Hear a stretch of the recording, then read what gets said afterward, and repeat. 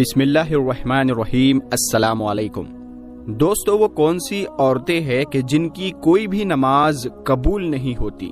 تو پیارے دوستو، ویڈیو بہت ہی خاص ہے اور بہت کام کی ہونے والی ہے، خاص کر عورتوں کے لیے، تو اس ویڈیو کو آپ لوگ پورا ضرور دیکھنا۔ ایک مرتبہ ام حامی رضی اللہ تعالی عنہا رسول اللہ صلی اللہ تعالی علیہ وسلم کے پاس آئی، کہتی ہے یا رسول اللہ صلی اللہ تعالی علیہ وسلم، میرا جی چاہتا ہے کہ میں آپ کے ساتھ نماز پڑھوں۔ سوچے اس سے بڑی کوئی تمنا یا اس سے بڑی کوئی خواہش ہو سکتی ہے؟ رسول اللہ صلی اللہ تعالی علیہ وسلم کی امامت میں نماز پڑھنے کا موقع مل جائے، اس سے بڑا بھی کوئی خوش نصیب ہو سکتا ہے؟ پیارے دوستو، ذرا آگے کی بات بھی غور سے سنیے گا۔ رسول اللہ صلی اللہ تعالی علیہ وسلم نے فرمایا، میں جانتا ہوں کہ تم میرے ساتھ نماز پڑھنے کو پسند کرتی ہو، لیکن میں کیا کہنا چاہ رہا ہوں ذرا غور سے سننا۔ رسول اللہ صلی اللہ تعالی علیہ وسلم نے فرمایا، جو تم اپنے گھر میں نماز پڑھو گی وہ کسی مسجد میں جا کر پڑھی جانے والی نماز سے بہتر ہے۔ رسول اللہ صلی اللہ تعالی علیہ وسلم نے فرمایا، چھپ کے جو عورت نماز پڑھے گی وہ سب سے بہتر ہوگی۔ ام حامی رضی اللہ تعالی عنہا نے جب یہ بات سنی تو وہ واپس چلی گئی۔ انہوں نے گھر کے کونے میں نماز کی جگہ طے کی، جہاں اندھیرا تھا، جہاں کسی کی نظر بھی نہیں پہنچتی تھی۔ رسول اللہ صلی اللہ تعالی علیہ وسلم کی صحابیہ پھر وہاں ہی نماز پڑھا کرتی تھی، یہاں تک کہ وہ اپنے رب کے پاس چلی گئی۔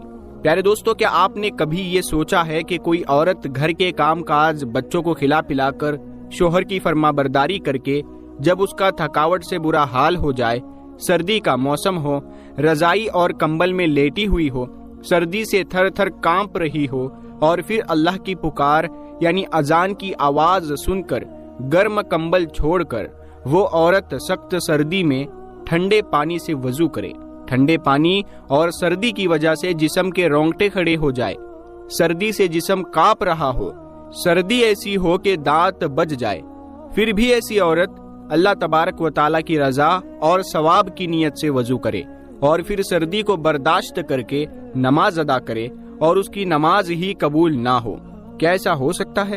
تو دوستو، جی ہاں، بالکل، کیونکہ رسول اللہ صلی اللہ تعالی علیہ وسلم نے فرمایا تھا، جو عورت جوان ہو جائے جب تک سر پر دوپٹہ نہیں، اس کی نماز قبول نہیں ہوتی۔ اور آپ نے یہ بھی فرمایا کہ جو اپنے بالوں کو نہیں ڈھانپتی اس کی بھی نماز قبول نہیں ہوتی۔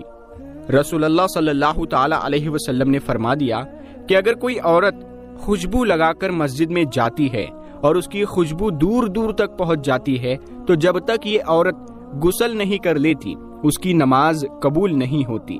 اسی لیے فرمایا، اے عورتوں کی جماعت، تم میں سے کوئی مسجد میں جانا چاہے تو خوشبو لگا کر نہ جایا کرے، جب تک ایسی عورت غسل نہیں کر لیتی اس کی نماز قبول نہیں ہوتی۔ پیارے دوستو، اللہ تبارک و تعالیٰ کی نافرمانی کرنے والی عورت، حدیث کے الفاظ یہ ہے کہ 3 ایسے لوگ ہیں کہ جن کی نماز قبول ہونا تو دور کی بات، کان سے اوپر بھی نہیں جاتی۔ تو وہ کون سے لوگ ہیں؟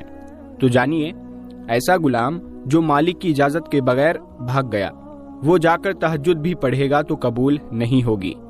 ایسی عورت جو اپنے خاوند کو ناراض کر کے رات گزارتی ہے، اس کی نماز بھی قبول نہیں ہوتی۔ رسول اللہ صلی اللہ تعالی علیہ وسلم نے فرمایا، کیا میں تمہیں ایسی عورتوں کے بارے میں نہ بتاؤں جو قبر سے سیدھا جنت میں چلی جائیں گی؟ صحابہ کرام نے عرض کیا، یا رسول اللہ صلی اللہ تعالی علیہ وسلم، وہ خوش قسمت اور خوش نصیب عورتیں کون کون سی ہیں؟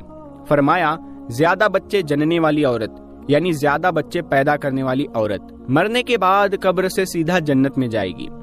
پھر فرمایا، جب شوہر ناراض ہو جائے تو شوہر کو جلدی راضی کرنے والی عورت، جب شوہر ناراض ہو جائے تو شوہر کے ہاتھوں میں ہاتھ رکھ کر جو بیوی کہتی ہو، اے میرے سرتاج، جب تک آپ راضی نہیں ہوں گے میں کھانا نہیں کھاؤں گی، جب تک آپ راضی نہیں ہوں گے میں پانی نہیں پیوں گی، جب تک آپ راضی نہیں ہوں گے میں بناؤ سنگار نہیں کروں گی، جب تک آپ راضی نہیں ہوں گے میں زیب و زینت نہیں کروں گی، جب تک آپ راضی نہیں ہوں گے میں اس وقت تک اپنی آنکھوں میں کاجل یا سرما ہرگز نہیں لگاؤں گی۔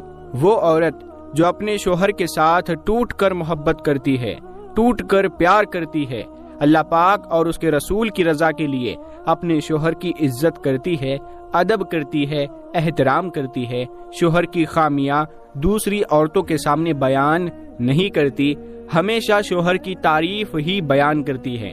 تو فرمایا گیا وہ نمازی عورت، قرآن مجید پڑھنے والی عورت، شریعت پر پابندی سے عمل کرنے والی عورت مرنے کے بعد قبر سے سیدھا جنت میں چلی جائے گی۔ رسول اللہ صلی اللہ تعالی علیہ وسلم نے فرمایا عورت اللہ تعالیٰ کی بہترین مخلوق میں سے ایک مخلوق ہے۔ مرد کے لیے یہ ایک خاص نعمت ہے، انسانیت کے لیے یہ اللہ کا ایک احسان بھی ہے۔ اسلام نے عورتوں کو ایک بلند مقام دیا۔ اسلام نے عورتوں کو سونے، چاندی، زیورات اور ریشم کے استعمال کی اجازت دی تاکہ عورت ان چیزوں کے ذریعے اپنے حسن کو مزید بڑھا سکے۔ رسول اللہ صلی اللہ تعالی علیہ وسلم نے یہاں تک فرمایا کہ میرے صحابہ، جب تم کافی عرصے بعد سفر سے واپس لوٹو تو اچانک گھر میں نہ چلے جایا کرو، بلکہ اپنی عورتوں کو اتنا موقع ضرور دو کہ وہ بن سنور کر، خوبصورت ہو کر بڑے پیار اور محبت سے تمہارا استقبال کر سکے۔ مگر ان سارے کاموں کے لیے اسلام نے ایک شرط بھی رکھی ہے کہ عورت بناؤ شرنگار کر کے مارکیٹوں کی زینت نہ بنے، عورت بن سنور کر بازاروں کی زینت، بازاروں کی رونق نہ بنے۔ عورت اپنے آپ کو مزید بناؤ شرنگار کرے، یعنی بے حد خوبصورت میک اپ کرے، مگر صرف اپنے شوہر کے لیے اور اپنے شوہر کو دکھانے کے لیے میک اپ کر سکتی ہے، غیر محرم مردوں کے سامنے پیش نہ ہو، کیونکہ ایسا کرنے سے اللہ تبارک و تعالی ناراض ہوگا۔ ایسا انسان جو لوگوں کو نماز تو پڑھاتا ہے لیکن لوگ اس کی امامت پر خوش نہیں، اسے پسند نہیں کرتے۔ شرط یہ ہے کہ کوئی شرعی سبب ہو، ویسے مزاج کی بات نہ ہو۔ ایسا انسان کہ کسی سبب کی وجہ سے لوگ اسے پسند نہیں کرتے تو ایسے انسان کی نماز بھی قبول نہیں ہوتی۔ اور صحیح التغریب کی روایت بھی سننے والی ہے، فرمایا ایسے انسان کی نماز بھی قبول نہیں ہوتی کہ جس کو کہا گیا کہ تم جنازہ نہ پڑھاؤ، لیکن پھر بھی وہ ضد کرتا ہے کہ میں ہی پڑھاؤں گا، کہتا ہے کہ میں ہی پڑھاؤں گا اور ضد کرتا رہتا ہے۔ تو یہ کوئی نمبر لینے والی بات تو نہیں ہے کہ اس پر کوئی جھگڑا کیا جائے کہ بس میں پڑھاؤں گا، کوئی اور نہ پڑھائے۔ کسی عام مسلمان جو کلمہ پڑھتا ہے، عقیدے والا ہے، اس کے پیچھے ہم سب کی نماز ہو جاتی ہے، کوئی حرج نہیں ہے۔ اگر علم والا بھی یہ سوچے کہ نہیں ایسا نہیں ہوگا تو پڑھوں گا، تو یہ علم کا رنگ تو نہ ہوا۔